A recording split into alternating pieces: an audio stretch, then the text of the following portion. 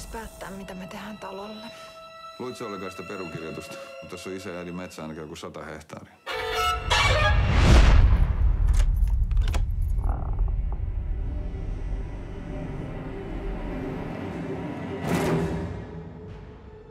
Eikö tää paikka oikeasti herätä sussa mitään? Mä muista oikein mitään.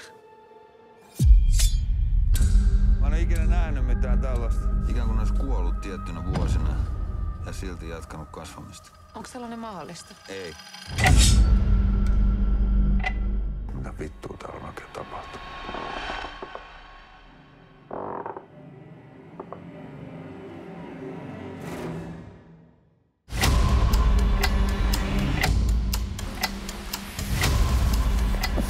Me hoidetaan tää talohomma nyt kuntoon ja sillä selvä. Ei tää on mulle mikään terapiareissu.